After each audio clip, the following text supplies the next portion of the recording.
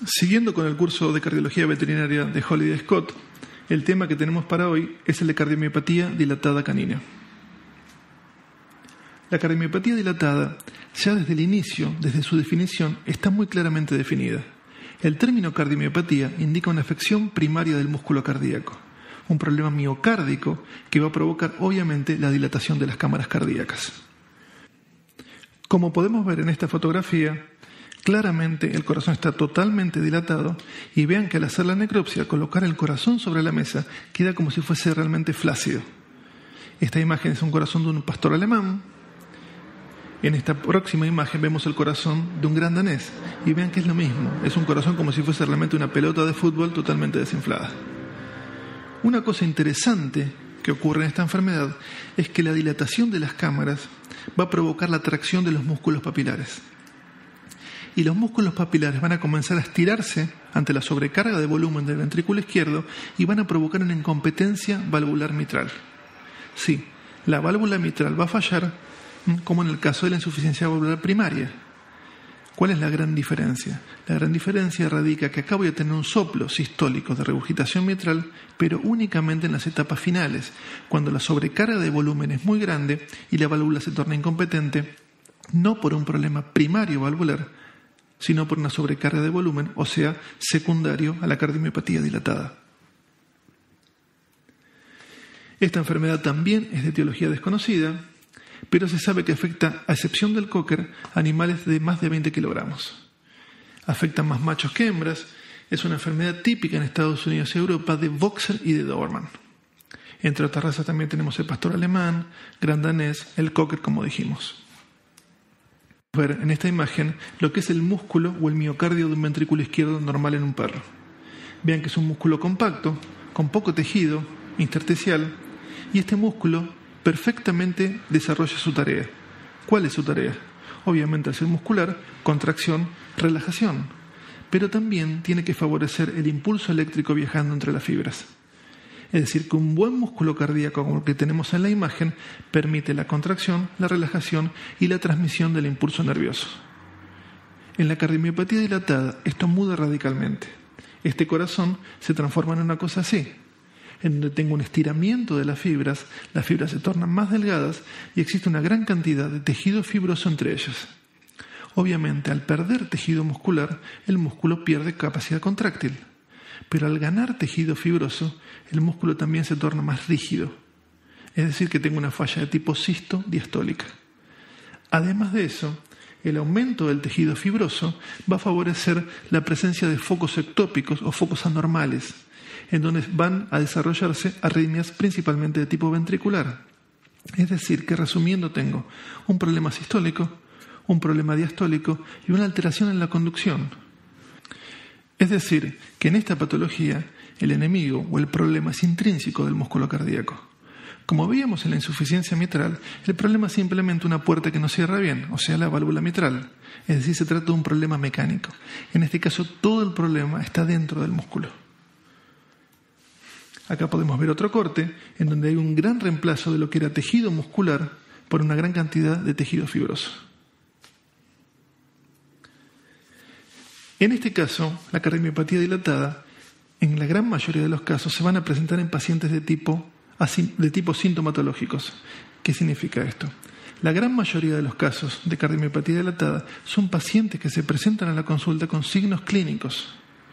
En insuficiencia mitral decíamos que una gran mayoría podían ser pacientes asintomáticos debido a la detección de un soplo durante el examen físico. Acá lamentablemente no tenemos el soplo hasta las etapas finales. Es decir que hasta que progrese la enfermedad, lamentablemente el paciente se va a presentar con signos, ya sea debilidad, intolerancia al ejercicio, cansancio, fatiga, síncopes. Es bastante común la presencia de tos también. Por lo general, como dijimos, son pacientes que se presentan a la consulta con signos avanzados de enfermedad y con caquesia marcada. El estado general de estos animales va a ser pobre, el tiempo de llenado capilar va a estar aumentado, a la auscultación soplo únicamente en las etapas finales, pero podemos determinar arritmias, es decir, auscultando el corazón, los latidos no siempre coinciden con el pulso femoral, es decir, hay un asincronismo o una arritmia. Y el pulso femoral generalmente es débil. Son pacientes con caquexia, con signos de ascitis bien marcada, animales que han perdido una gran masa corporal. Animales que se presentan en la consulta descompensados, con signos de ascitis severa. Animales cuyo tiempo de llenado capilar va a estar bien retardado o aumentado. Signo que podemos notar que mejora luego del uso de los vasodilatadores. Animales, como dijimos en la primera charla, de pelo largo, cuesta mucho más darse cuenta. Parece una cosa simple, pero el animal de pelo largo, para el propietario, va a ocultar mucho más los signos de la enfermedad que en el caso de un animal de pelo corto. Vean que en este caso, en la imagen vista de arriba, si bien el paciente no parece, tiene una gran caquexia y una gran pérdida de masa ponderal en toda la zona torácica y lumbar. Los exámenes radiológicos van a mostrar un corazón bien globoso, una elevación de la tráquea, un aumento del área de la aurícula izquierda. Recuerden que estos pacientes van a tener una falla mitral secundaria, signos congestivos y de vuelta el signo de aumento en la relación arteria, bronquio y vena del lóbulo apical. Ahí tienen otro ejemplo de un Doberman con cardiomiopatía dilatada, en que se observa un aumento generalizado del corazón y una vena cava caudal casi en posición horizontal y signos congestivos a nivel periapical. A nivel del electrocardiograma, lo primero que notaremos es una taquicardia por un hipertono simpático. En el primer trazado lo que tenemos es un ritmo sinusal normal, en el segundo ya tenemos una taquicardia sinusal y un aumento de los QRS que coincide con un aumento del ventrículo izquierdo. En estos casos las arritmias son mucho más frecuentes. Este es un ritmo rápido, irregular, con ausencia de onda P, típico de una fibrilación atrial.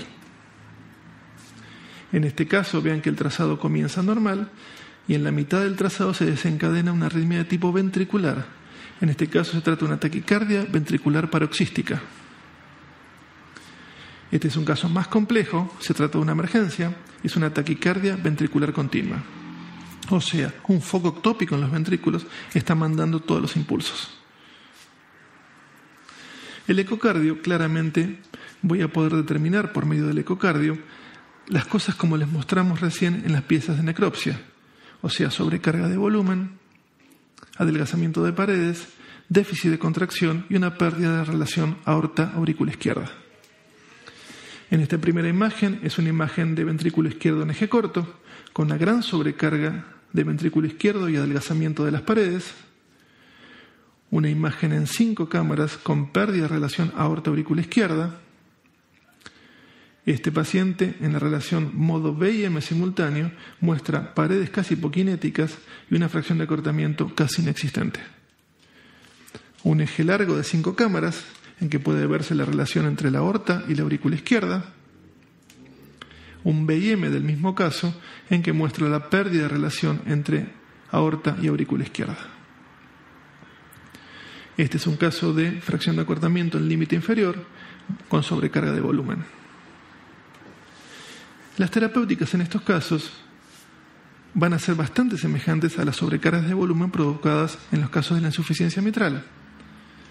Yo voy a clasificar de vuelta a mi paciente según el grado de problema.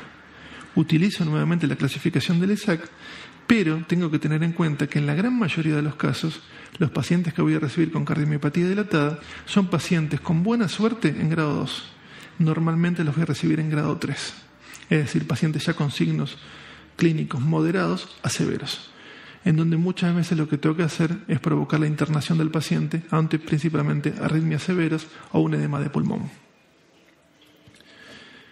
A modo de resumen, lo que tendría que hacer es reducir la precarga, si puedo, favorecer la capacidad contráctil miocárdica, favorecer la salida de sangre por la aorta, o sea, reducir la poscarga, y en estos animales con arritmias lo que tendría que hacer, obviamente, también es tratarlas, ya que hemodinámicamente provocan mucha inestabilidad. Los diuréticos diríamos que son lo mismo que hablamos en insuficiencia mitral. En estos casos debo ser mucho más agresivo, dosis de furosemida de 4 mg/kg según necesidad. Muchas veces comienzo por vía intramuscular si son pacientes ambulatorios, o puedo entrenar a los propietarios para que le den, ya que la absorción es mucho mejor en las primeras etapas. Es común en estos casos la combinación de furosemida con otros diuréticos. Lo más común es la combinación de furosemida con espironolactona a dosis diuréticas de 2 a 4 miligramos kilo cada 12 horas, principalmente en los casos de ascitis refractaria. Los vasodilatadores, las mismas indicaciones. Recuerden, los priles inhibían la cascada o el pasaje de angiotensina 1 a angiotensina 2. Estaba comprobado el efecto benéfico de los priles en todo paciente cardiópata. El más utilizado es el enalapril, 0,25 a 0,5 miligramos kilo cada 12 o 24 horas. De vuelta en estos casos, más aún en estos casos por la fibrosis miocárdica, la indicación del uso de un inhibidor de la aldosterona, como es el caso de la espironolactona. La combinación de cardial con espironolactona lo que hace es brindar más protección al miocardio ante la fibrosis y todos los efectos benéficos del enalapril. Recuerden que los pacientes, a pesar de estar tomando cualquier pril, van a tener un escape de aldosterona que puede ser bloqueado con el uso de la espironolactona. Esto va a trabajar principalmente a nivel de la fibrosis miocárdica. Los trabajos en medicina veterinaria ya muestran a partir del año 2010 y en años posteriores el efecto benéfico del agregado de espironolactona como antifibrótico miocárdico. Los digitálicos comentamos algo en la insuficiencia mitral. Dijimos que la principal función sería bajar la frecuencia cardíaca, ya que mejora la diástole y de ese modo mejora la perfusión miocárdica. El efecto inotrópico ya está claramente demostrado. Es muy pobre inotrópico el uso de la digoxina. Generalmente está utilizado como antiarrítmico supraventricular la digoxina. Si no hay acceso a otro tipo de agentes inotrópicos, en la insuficiencia mitral solamente en las etapas finales. Se utiliza a dosis de 0.005 a 0.01 miligramos kilo en animales de menos de 20 kilos o 0.22 miligramos metro cuadrado en pacientes de más de 20 kilogramos. Siempre hay que tener en cuenta que es fácil que el paciente se intoxique por digoxina. Es decir, que debo tener en cuenta la función renal, calcular el peso justo del paciente, ya que muchas veces si el perro tiene insuficiencia renal, la droga no se va a eliminar bien y va a recircular, la dioxina me va a aumentar y el perro se va a intoxicar. Los signos típicos de intoxicación por dioxina van a ser principalmente de tipo gastrointestinales. Es común las primeras 24 o 48 horas post administración de dioxina que el perro pueda empezar con vómitos y diarrea si está intoxicado. En esos casos lo que tengo que hacer es eliminar el fármaco, hacer un nuevo análisis de sangre y comenzar con dosis más bajas. Realmente, en estos casos, la enfermedad es mucho peor, lamentablemente, que en los casos de la insuficiencia mitral. Los tiempos son más cortos y uno lo que tiene que hacer es tratar de brindarle la mayor calidad y cantidad de vida, a pesar y sabiendo que la enfermedad, lamentablemente, es de muy mal pronóstico en el corto plazo.